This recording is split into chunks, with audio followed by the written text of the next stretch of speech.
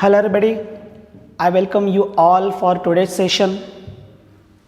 After 10 days holidays, now we are continuing our lectures. Okay, before 10 days or in our last session, we started the kingdom fungi. In last session, we are seen the characteristic features of the fungi. Some important characteristic features we studied. In that, we studied the nature of fungi, occurrence of fungi, structure of fungi. That three things we studied in the last session.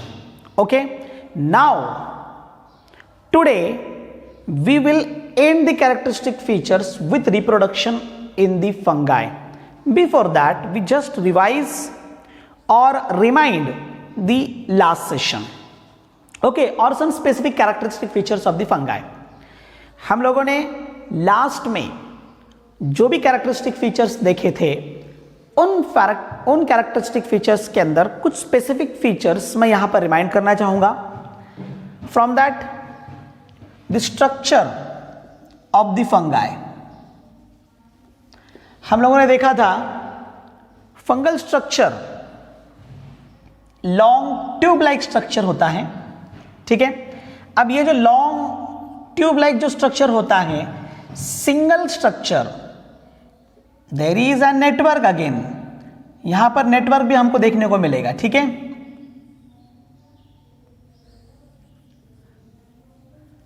इस तरीके से हमको इसका network भी देखने को मिलेगा.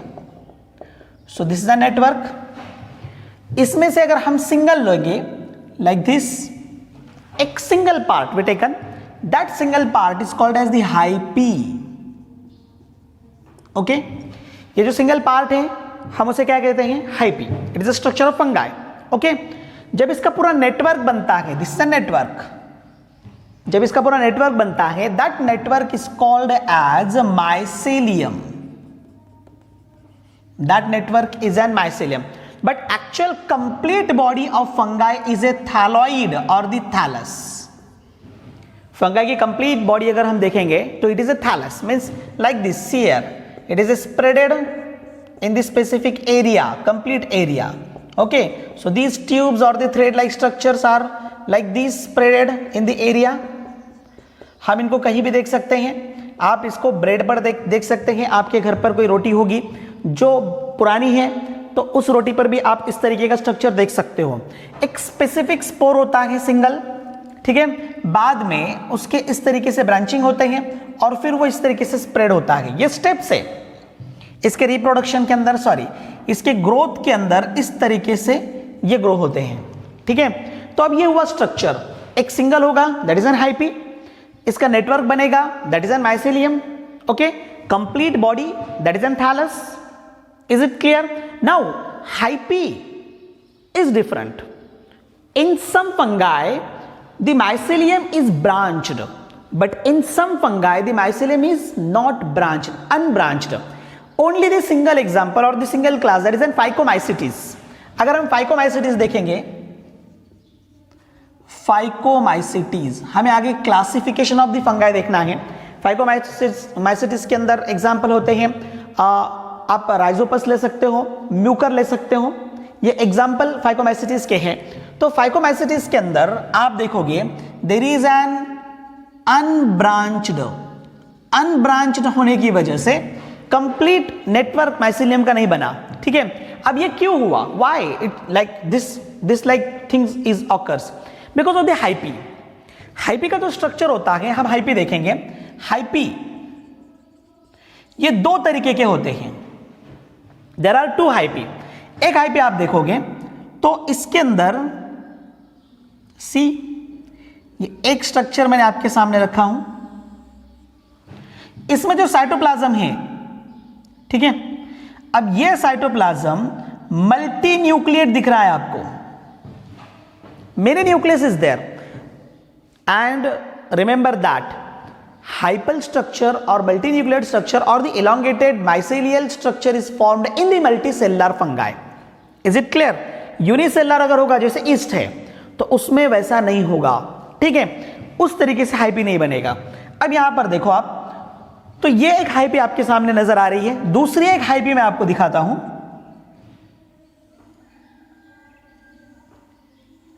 Structure similar है, लेकिन अब इसके साइटोप्लाज्म में आप देखोगे देयर आर सम इंटरप्शंस, यहां पर कुछ इंटरप्शंस है, that is called as the septa.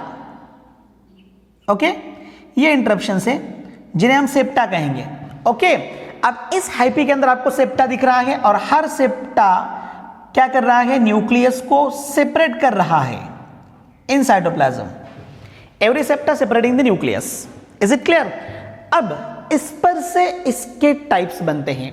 एक टाइप बना आपका that is accepted type of hyphae, एक बना असेप्टेड। असेप्टेड में हुआ क्या, साइटोप्लाज्म ये मल्टी न्यूक्लियर हुआ। साइटोप्लाज्म कैसे बना, यहां पर मल्टी न्यूक्लियर साइटोप्लाज्म बना है, ठीक है। अब ये हुआ असेप्टेड हाइपी, मल्टी न्यूक्लिएट और accepted hyphae will be coenocytic. याद रखो, remember it, most important thing is that it is coenocytic. Multi nucleate accepted hyphae is a coenocytic hyphae. Coenocytic आप कैसे पहचानोगे? सिनोसाइटिक इट मींस, इसका meaning ऐसे होता है कि ये मल्टी न्यूक्लियर स्ट्रक्चर है। अब यहां पर क्लियर हुआ? अब यहां मल्टी न्यूक्लियर नहीं नजर आ रहा, why? It is not look like a multi nuclear because there is presence of the septa. ये देखोगे आप, these are the septa, it is and septa. Septa यानी जो सेपरेट कर रहा है साइटोप्लाज्म को, जो सेपरेट कर रहा, तो दैट इज एन सेप्टा। अब यहां पर आप देखो, इसके अंदर सेप्टा आया, इसीलिए ये हाइपी बना, that is septate type of hyphae. ये कैसे हुआ? सेप्टेड। ये हुआ आपका पहला असेप्टेड और ये हुआ आपका दूसरा, that is septate type of hyphae, ठीक है। सेप्टेड सिनोसाइटिक नहीं होता, सेप्टेड हाइपी सिनोसाइटिक नहीं होता, ठीक है। अब इसके एग्जाम्पल्स अगर आपको देखोगे, देखो मैं यहां पर एग्जाम्पल्स अगर आपको बता रहा हूं तो इन एग्जाम्पल्स पर क्वेश्चन पूछे गए हैं। आगे जाकर हमको सेपरेट क्लासिफिकेशन देखना है, लेकिन उसके पहले क्लासिफिकेशन को अंडरस्टैंड करने के लिए हमें इन कैरेक्टरिस्टिक फीचर्स की जरूरत गिरेगी। हो सकता है आपको लास्ट टाइम मैंने जो पीपीटी के अंदर लिया था वो आपको ठीक से समझ में ना आया हो, अब यहां पर आपको एकदम क्लियर होगा इसका स्ट्रक्चर। अभी ये जो असेप्टेड टाइप ऑफ कंडीशन है ये आपको मिलेगी अनब्रांच, जो मैंने आपको बताया ना, इन फाइकोमाइसिटिस। याद रखो, फाइकोमाइसिटिस जैसे म्यूकर हुआ, राइजोपस हुआ, ये एग्जांपल्स मैंने आपको बताए। तो इनके अंदर स्ट्रक्चर्स इस तरीके से होगा, accepted coenocytic hyphae is present. ये कहां में होगा? It is in the phycomycetes. अब बचे कुछ और एग्जांपल्स, जैसे 3 और क्लासेस है फंगाई के, यहां पर आपको क्लास भी इंट्रोड्यूस हो गए। देखो 3 और क्लासेस है फंगाई के, कौन कौन से? एक है आपका बेसिलोमाइसिटिस, ठीक है, जिसको हम क्लब फंगा कहते हैं। उसके बाद में एक है आपका दैट इज एन एस्कोमाइसिटिस, जिसे हम सैक फंगाई कहते हैं, ओके। और एक है थर्ड फंगाई, उसे हम कहते हैं ड्यूटेरोमाइसिटिस। ड्यूटेरोमाइसिटिस रिप्रोडक्शन के अंदर एक्सेप्शनल केस है, वो हम उसको बाद में देखेंगे। तो ड्यूटेरोमाइसिटिस ऐसे 4 होते हैं, phycomycetes, basidiomycetes, then that is an ascomycetes and the last one is a deuteromycetes. ऐसे 4 हो गए। तो इसमें से 3 बचे, कौन कौन से? बेसिलोमाइसिटिस, एस्कोमाइसिटिस और ड्यूटेरोमाइसिटिस। इनको अलग अलग नाम भी हैं, जैसे बेसिलोमाइसिटिस को बेसिलोमाइकोटा भी कहते हैं, एस्कोमाइसिटिस को एस्कोमाइकोटा भी कहते हैं। मैंने आपको पहले ही बताया, study of fungi is called as a mycology. Myco ये जो वर्ड है, ये वर्ड स्पेसिफिकली फंगाई को यूज किया जाता है, ठीक है। जहां फंगाई आया वहां माइको आया। या तो माइसिटिस इस तरीके की स्ट्रक्चर हमने स्लाइम मोल्ड्स पे देखा था, आपको अंडरस्टैंड हो रहा होगा, आपको याद आ रहा होगा। स्लाइम मोल्ड्स में भी मैंने आपको वहां पर माइसिटिस इस तरीके का इंट्रोडक्शन किया था। Is it clear? अब यहां पर मैंने आपको एग्जांपल दिए, फाइकोमाइसिटिस और सेप्टेड हाइपी, ओके। और बचे 3, basidiomycetes, ascomycetes and deuteromycetes. Basidiomycota, ascomycota and last one is the deuteromycota. All 3 are having this type of structure that is branched septate mycelium. कैसा है उनके अंदर? Branched septate mycelium. अब यहां पर मैंने आपको बताया अनब्रांच्ड, यहां पर बेसिडियो, दूसरा हुआ आपका एस्को और तीसरा ड्यूटेरो. ओके, अब ये तीनों हो जाएगा that is branched mycelium. Branched mycelium क्यों पॉसिबल हुआ? Why it is possible? Because that is septate type of nature. बहुत फिराकर घुमा फिराकर थोड़ा सा कॉम्प्लेक्स होगा ये पूरा बोर्ड, लेकिन कोई प्रॉब्लम नहीं, आपको समझना जरूरी है. ठीक है, अब ये हुआ अबाउट द स्ट्रक्चर. ठीक है, और एक चीज मुझे आपको बताना था, फॉर्म्स. इनके जो फॉर्म्स होते हैं फंगाई के 3 फॉर्म्स आपको मिलेंगे on the basis of their nutrition. अब न्यूट्रिशन के बेसिस के ऊपर फंगाई अपने 3 फॉर्म कैसे बनाते हैं. ठीक है, अब एक जो फॉर्म बनेगा, आपको मैंने 3 बोले, मैं उसको यहां पर मेंशन करता हूं.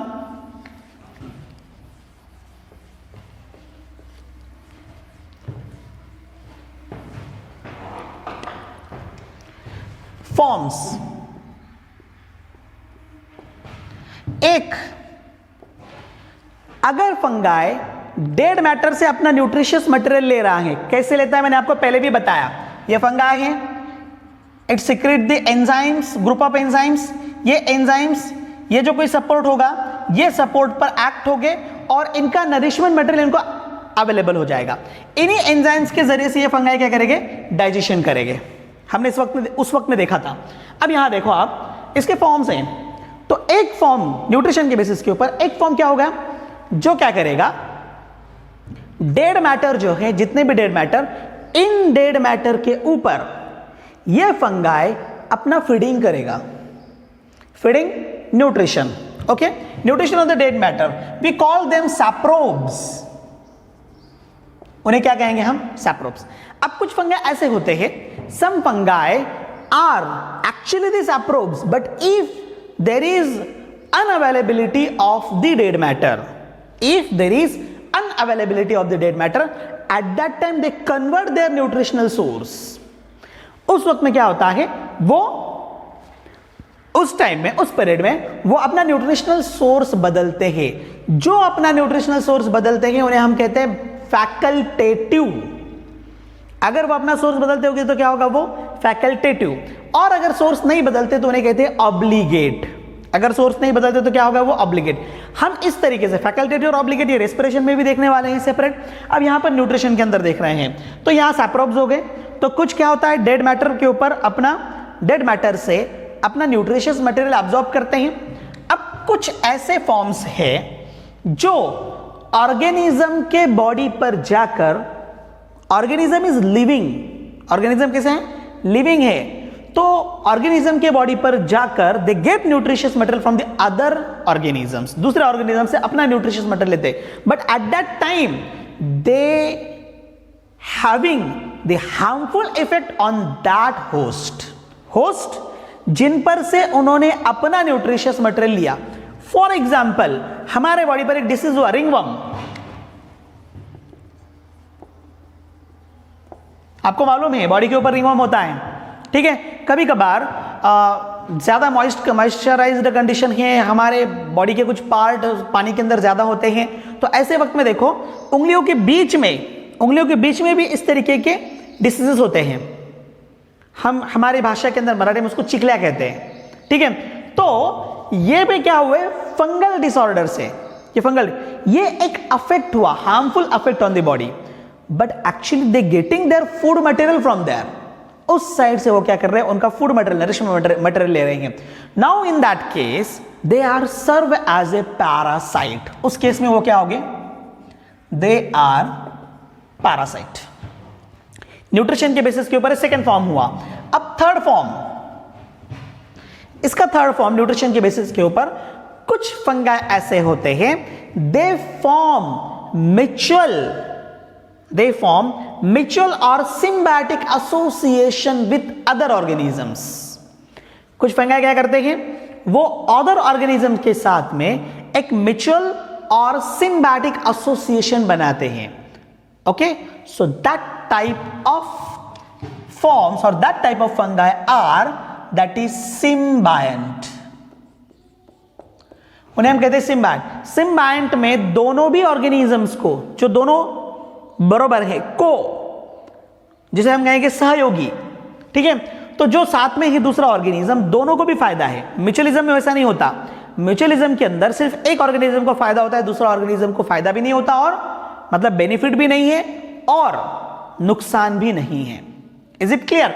तो सिम्बायंट, सिम्बायोटिक नेचर हम आपको बताएंगे कुछ एग्जांपल्स के अंदर. जैसे आपने सुना होगा that is lichens, they form the symbiotic association with the algae. Lichens में फंगाई अलगी के साथ में सिम्बायोटिक एसोसिएशन बनाते हैं. ओके, और another thing with the some root of the plant, plant के कुछ प्लांट के रूट्स के साथ में सिम्बायोटिक एसोसिएशन बनाते हैं, उसे हम कहते हैं माइकोराइजी और माइकोराइजा. ठीक है, यहां डबल आर कर लो, उन्हें कहते हैं माइकोराइजा. ओके, सो ये हो गए 3 forms on the basis of nutrition. तो पीछे लास्ट लेक्चर के अंदर हमने जितने भी कैरेक्टरिस्टिक फीचर्स देखे थे, उसके अंदर के कुछ फीचर्स मैंने यहां पर उसको रिवाइज कर लिए हैं. और भी कुछ हैं, जैसे फंगाई सिंगल सेलर हो सकते हैं, मल्टी सेलर भी हो सकते हैं. सिंगल सेलर में हमने एग्जाम्पल लिया था, that is east. Multi cellular के अंदर बहुत ज्यादा एग्जाम्पल्स हैं उसके अलावा. और उसके बाद फंगाई का cell wall, it is composed of the chitin, ये भी हमने देखा. Reserve food material of the fungi 2 form में होते हैं, glycogen and oils. Glycogen and oils, इन 2 फॉर्म के अंदर फंगाई के रिजर्व फूड मटेरियल होते हैं. ठीक है, तो अब बाकी के जो कैरेक्टरिस्टिक फीचर है, और एक बार आप उसको वो वीडियो वापस एक बार देख लो, आपको समझ में आ जाएगा. अब हम जाएंगे इंपॉर्टेंट फीचर की तरफ, that is N reproduction in fungi. देखो, मैंने क्लासिफिकेशन से ज्यादा जोर इसके कैरेक्टरिस्टिक फीचर पर दिया हूं. याद रखो, मैंने जितने भी आपको कैरेक्टरिस्टिक फीचर बताए हैं, इसके अलावा आपको कोई क्वेश्चन नहीं होगा. लेकिन for your kind information I will teach you that is N classification of the fungi. But important topics, important statements, important points I covered in the characteristic feature of the fungi. ठीक है, अब यहां पर आएंगे हम reproduction. Reproduction तो हर living organism करता है. किसके लिए? वो अपनी स्पेसीज को बढ़ाने के लिए, अपने जनरेशंस को आगे बढ़ाने के लिए वो रिप्रोडक्शन करते हैं. तो यहां पर फंगाई भी रिप्रोडक्शन करते हैं, लेकिन फंगल रिप्रोडक्शन हमको 3 तरीके से मिलेगा. 3 टाइप्स. कैसे? एक रिप्रोडक्शन आपको मिलेगा vegetative type. Okay, vegetative type with the help of part of the body के पार्ट्स से जब रिप्रोडक्शन होता है तो उसे हम कहते हैं वेजिटेटिव रिप्रोडक्शन. और एक मिलेगा आपको असेक्सुअल टाइप, और लास्ट टाइप आपको मिलेगा सेक्सुअल टाइप. तो इन 3 टाइप का रिप्रोडक्शन आपको फंगाई में देखने को मिलेगा. एक होगा वेजिटेटिव टाइप, एक होगा असेक्सुअल और एक होगा सेक्सुअल. याद रखो, in some books vegetative is included in the asexual reproduction. कुछ बुक्स के अंदर वेजिटेटिव असेक्सुअल रिप्रोडक्शन में इंक्लूड किया गया है, और यह सही भी है, क्योंकि vegetative actually the type of asexual reproduction. एक ही पैरेंट उसमें होता है ना. अब वेजिटेटिव के अंदर क्या होता है कि पार्ट ऑफ द पैरेंट है, सही है, इसका मतलब एक ही पैरेंट हुआ. असेक्सुअल रिप्रोडक्शन में भी वही हुआ, इसलिए actually vegetative is a type of asexual reproduction. लेकिन हाउ रिप्रोडक्शन ऑकर्स, ये आपको समझने के लिए मैंने क्या किया, इसको अलग कर दिया. ठीक है, अब हम आगे जाते हैं. हम जाएंगे वेजिटेटिव रिप्रोडक्शन की तरफ. सो ए टाइप और first is an vegetative reproduction. अब वेजिटेटिव रिप्रोडक्शन कैसे, मैंने आपको पहले ही बताया, by part of thallus. Means fungi की जो बॉडी है वो बॉडी के साथ, और उस बॉडी को यूज करके रिप्रोडक्शन किया जाता है. अब वेजिटेटिव रिप्रोडक्शन के अंदर हमको अलग अलग टाइप्स मिलेंगे. Some fungi vegetatively reproduced by fragmentation, ये एक मेथड हो गई. कुछ फंगाई फ्रैगमेंटेशन कर कर अपना वेजिटेटिव रिप्रोडक्शन करते हैं। अब फ्रैगमेंटेशन क्या है? फ्रैगमेंटेशन, इसका माइसीलियम ले लो, माइसीलियम को सेपरेट कर लो, पार्ट कर लो, उसके हर पार्ट एक कंप्लीट इंडिविजुअल ऑर्गेनिज्म बनाएगा, that is an fragmentation. Simply we called part of mycelium become separated, इसमें क्या होगा? Part of mycelium become separated and convert into the individual organisms, become separated and begins a life of its own and begins a life of its own. Okay, this is an fragmentation. अब fragmentation different type of organisms के अंदर हमको देखने को मिलेगा। Different type of organisms मतलब जितने भी मल्टीसेलर ऑर्गेनिजम्स हैं, इनके अंदर हमको फ्रैगमेंटेशन देखने को मिलेगा।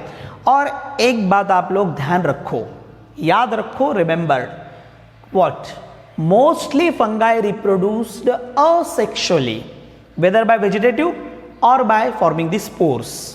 ठीक है, अब असेक्सुअल और the vegetative reproduction fungi ever time favourable condition में करते हैं, इसको आप हमेशा याद रखो। ये जो रिप्रोडक्शन है ना, ये कब? If they having the favourable condition, मतलब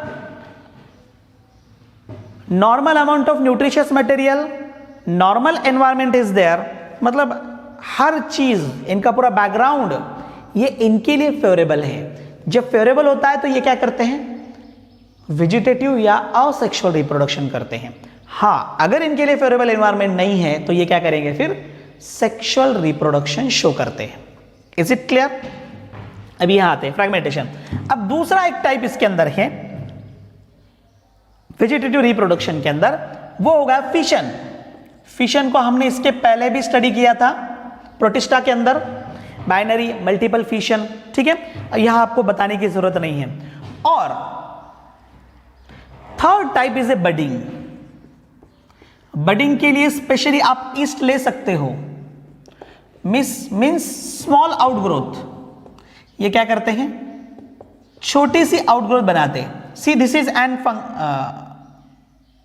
fungi that is N east. East वैसे फिलामेंटस फंगाई होता है, मैं उसको फिलामेंटस ही बताता हूं आपको। ठीक है, एक छोटी सी आउटग्रोथ इसके पास बनेगी, वी कॉल्ड इट बड। ये छोटी सी आउटग्रोथ के अंदर, एक्चुअली छोटी सी आउटग्रोथ की वजह यह है कि अंदर जो न्यूक्लियस है, दैट न्यूक्लियस डिवाइड्स, और ये डिवाइड होकर यहां छोटी सी आउटग्रोथ के अंदर आ जाएगा। अब ये जो बड है, ये बड क्या होगा? बाद में ग्रो होगा और ग्रो होकर न्यू इंडिविजुअल ये बनाएगा। Hence with the help of budding there is an vegetative reproduction. ठीक है, अब ये होगा एक टाइप। हम दूसरे टाइप की तरफ जाते हैं, असेक्सुअल रिप्रोडक्शन की तरफ।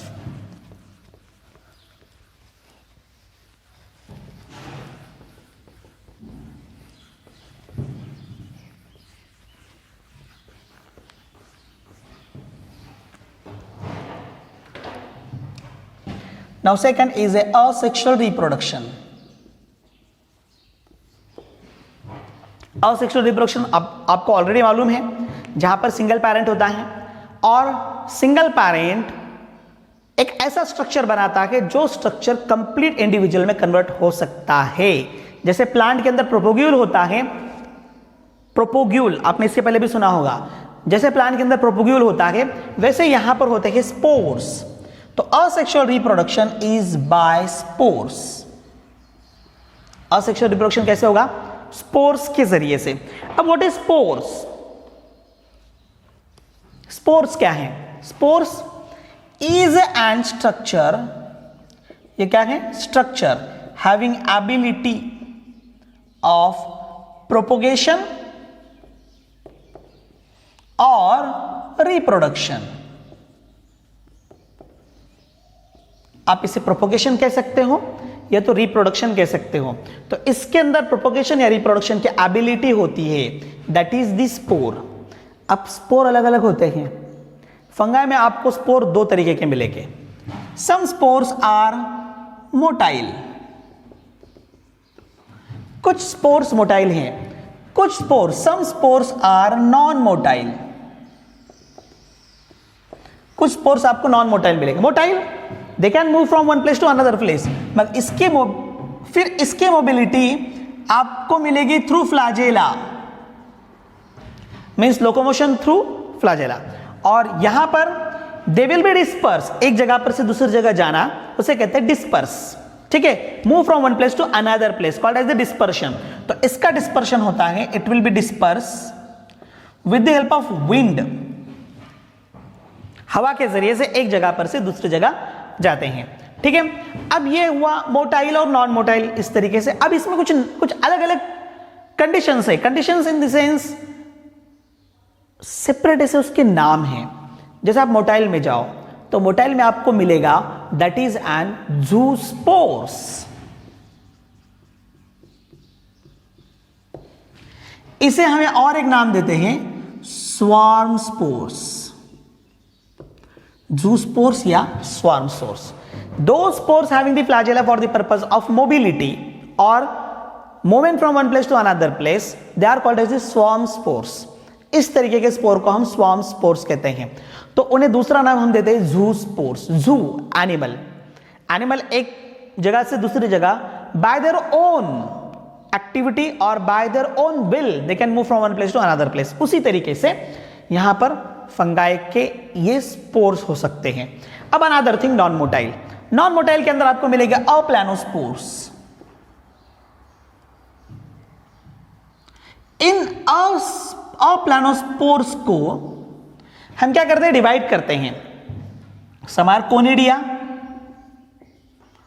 कोनिडिया भी एक स्पोर है, या तो इसके अलावा दैट इज स्पोरेंजियोस्पोर, स्पोरेंजियोस्पोर। अभी ये नाम इस तरीके से इसलिए है, कोनिडिया आप देख सकते हो यहां पर, this is an filamentous fungi, और इस पर यह हाइपी है फंगाई की, और उसके ऊपर ये आपको कोनिडिया मिल रहे दिखने को, this are the conidia, okay, hyphae के ऊपर। स्पोरेंजियोस्पोर्स ये एक फ्रूटिंग बॉडी है, सॉरी ये एक फंगाई हुआ, आप इसको राइजोबियम भी कह सकते हैं। इसको यहां पर फ्रूटिंग बॉडी है, मतलब स्पोरेंजियम, और स्पोरेंजियम के अंदर ये स्पोर्स है, तो इसे हम कहेंगे sporangiospores, spore and it is sporangium, okay. आपने ये फंगाई की इसके पहले भी कई फिगर देखी होगी ऐसे, ठीक है। ये समझ लो ब्रेड है, और ये इसके राइजोइड बॉडी है, ब्रेड के अंदर जो स्प्रेड हो गया हुआ, ठीक है। तो मैंने आपको यहां पर नॉन मोटाइल स्पोर्स कैसे होते हैं वो बताया आपको, ठीक है। तो ये हुए spores on the basis of their mobility, ठीक है। अब स्पोर्स के और कुछ टाइप बनते हैं, और कुछ टाइप इन द सेंस उनके लोकेशन के बेसिस के ऊपर या अकरेंस के बेसिस के ऊपर, मैं उन्हें कहूंगा forms of the spores. 3 forms आपको मिलेंगे। मैंने आपको पहले भी बताया कि मोस्टली असेक्सुअल रिप्रोडक्शन फंगाई में मिलेगा, अगर उनको फेवरेबल कंडीशन अवेलेबल है। अगर फेवरेबल कंडीशन नहीं है, अनफेवरेबल कंडीशन के अंदर वो सेक्सुअल रिप्रोडक्शन करते हैं, इसलिए आपको फ्रूटिंग बॉडी भी मिलेगी, ठीक है। तो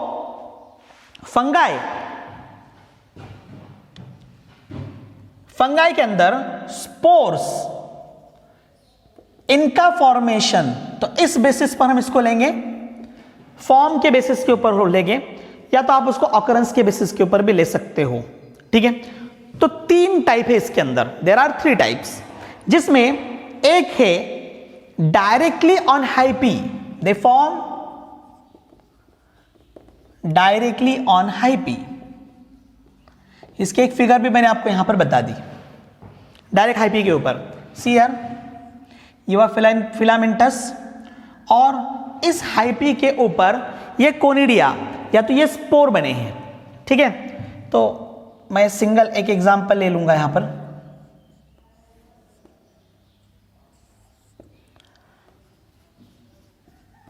ये एग्जांपल है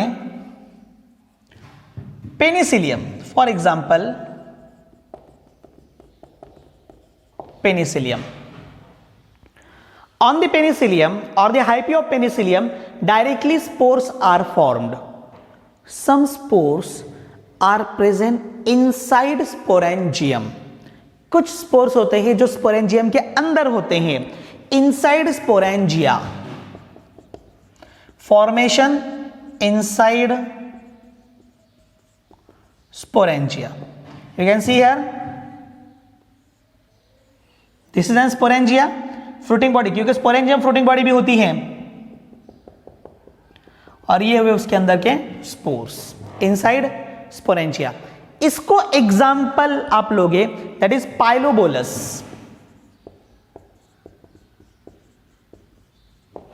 एक एग्जाम्पल आप इसके अंदर ले सकते हो. Now the last one type with fruiting body, या तो इनसाइड फ्रूटिंग बॉडी ले लो और on the fruiting body. On fruiting body, fruiting body के भी टाइप होते हैं, वो मैं आपको बाद में बताऊंगा. अब फ्रूटिंग बॉडी जैसे आप इसको आपने देखा है पहले ही, सी हियर,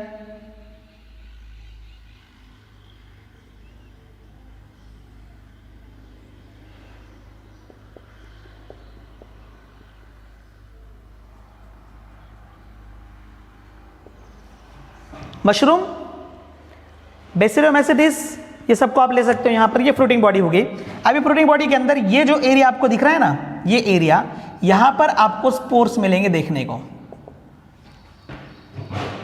ठीक है, याद रखो मैंने फ्रूटिंग बॉडी कहा है यहां पर. अब फ्रूटिंग बॉडी के कुछ फॉर्म्स भी है, there are various forms of the fruiting body. लेकिन इसके लिए एग्जांपल ये अमानिता ले लो. अमानिता एक टाइप का मशरूम है, और एक मैं यहां पे सीधे मशरूम लेता हूं. ठीक है, now types of fruiting body.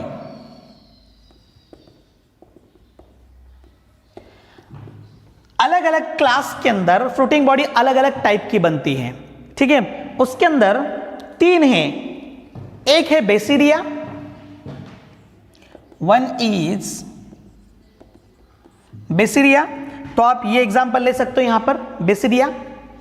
Another one is ascus, and the last one is that is sporangium.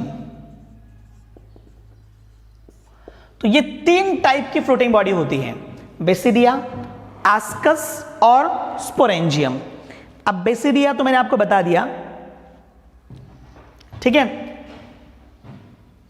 Sporangia भी मैंने आपको बता दिया.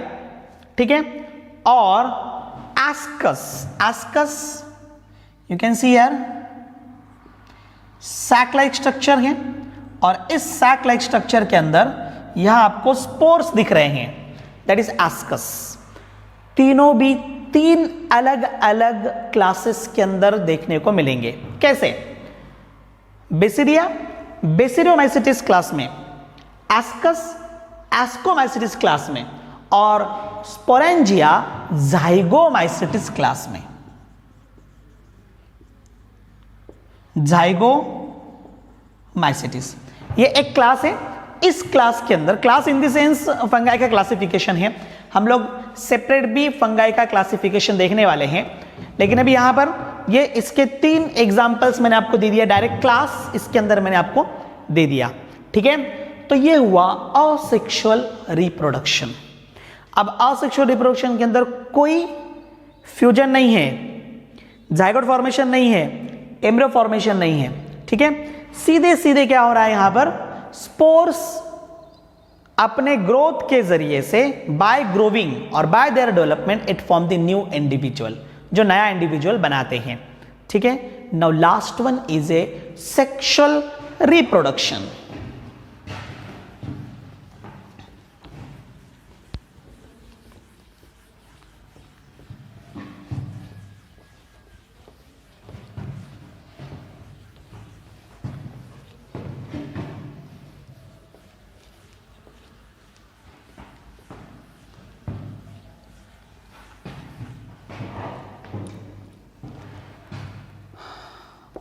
Sexual reproduction.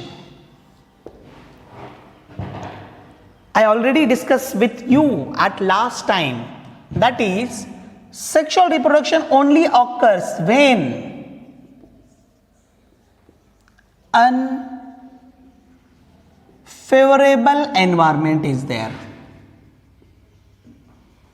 क्या है यहां पर? Unfavourable environment. What is unfavourable environment?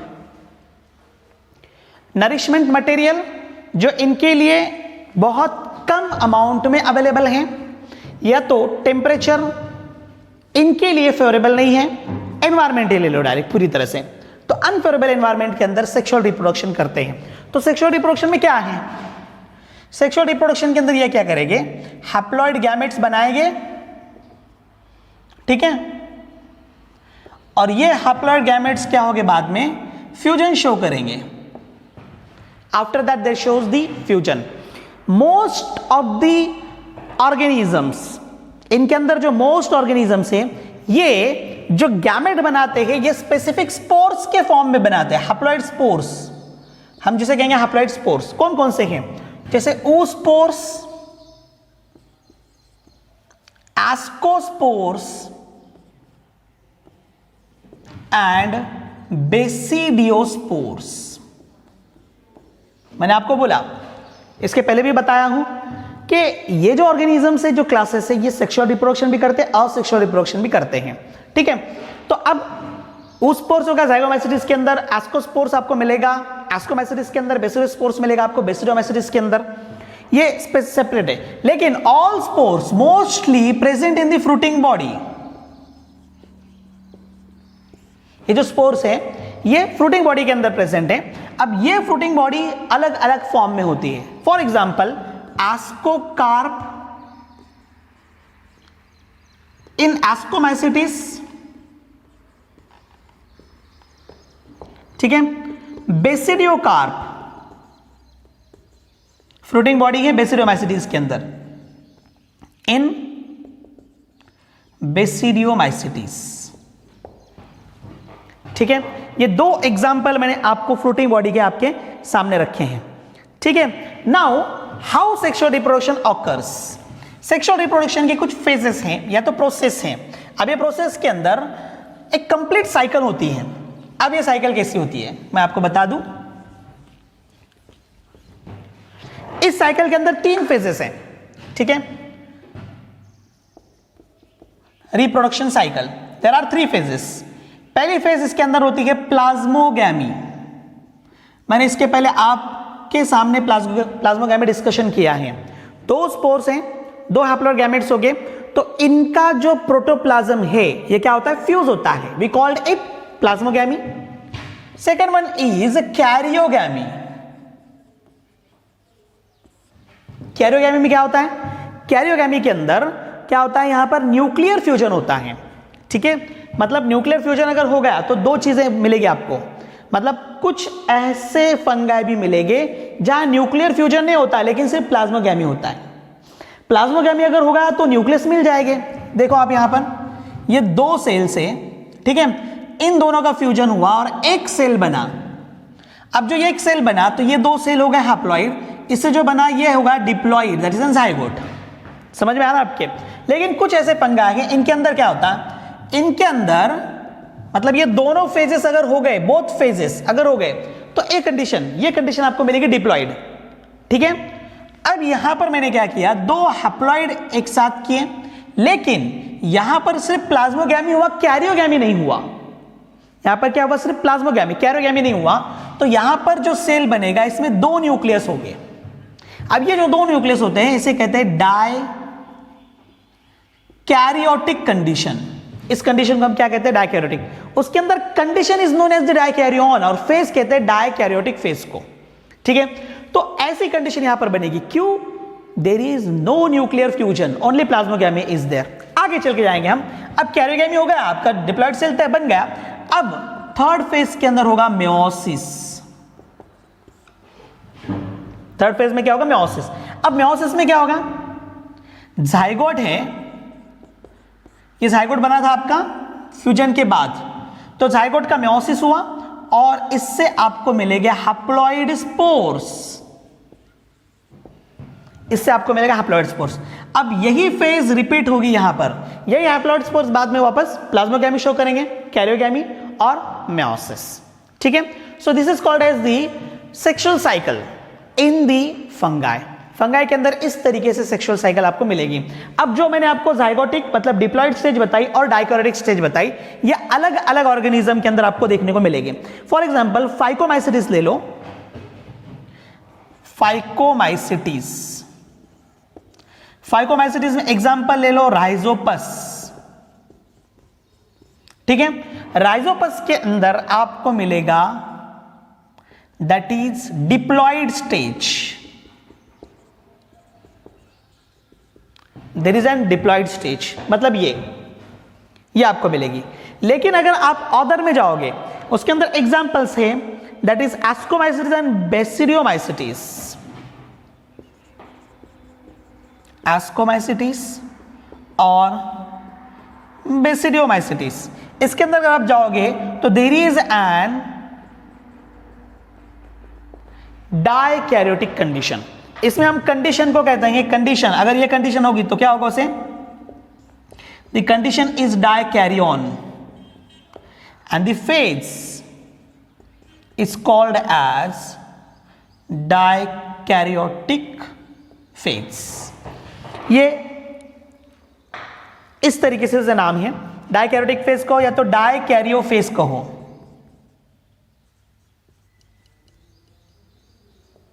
दोनों भी नाम आप यहां पर दे सकते हो।